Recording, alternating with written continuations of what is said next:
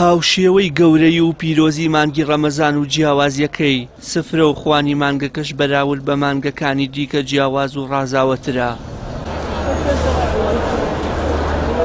بەشێک لەو خواردن و خواردنەوانی ناسەرەکین لە مانگی ڕەمەزاندا وەک بابەتێکی سەرەکی سەر سفرە و خوانی هاوڵاتیانی کوردستانیان لێدێت و هۆکارێکیشن بۆ ڕازاندنەوە و جوانکاری سەر سفرەکان، لەوانە خورما، شەربەت، ترشیات و شیرینی. زیادبوونی خواست لەسەر چەند جۆرێک خواردن و خواردنەوە بووەتە هۆی بەخشینی گەرم و گوڕی زیاتر بە بازاڕەکانی ناو شاری سلێمانی. ئێواران بازاڕ جممەی دێ لە تامەزرۆیی کڕیار و گەرم و گوڕی فرۆشیار بۆ ساختکردنەوەی بەرهەمەکەی.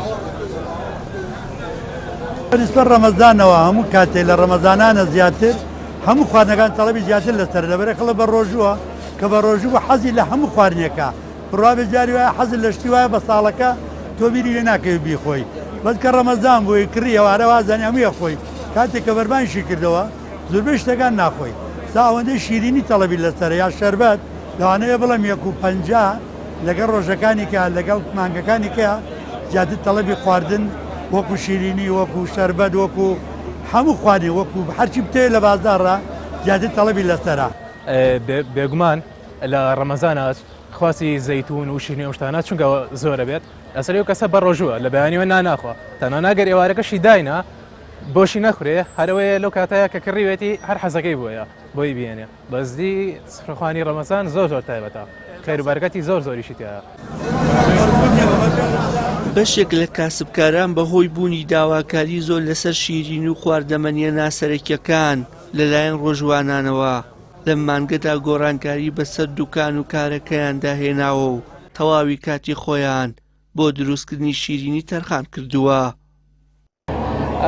ئێمە تەنها بۆ مانگە بڵێنە دوکانەمان داناوە بە ئەکسەرەتی ئەوەی کە خەڵک تەڵەبیاتێکی زۆری هەیە لەسەر شیرینی و کە بە ڕۆژووە بن و مەناعەی جسمدا بەزێ شیرینی پێویستە بۆ لە شیمرۆڤ.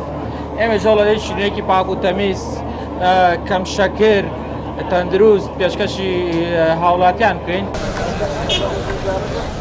لە مانگی ڕەمەزاندا کۆمەڵی کوردەواری چەندین دروشم و نەریتی خۆی هەیە کە تایبەتمەندی و ڕێزی زیاتر بەم مانگە پیرۆزە دەبەخشن.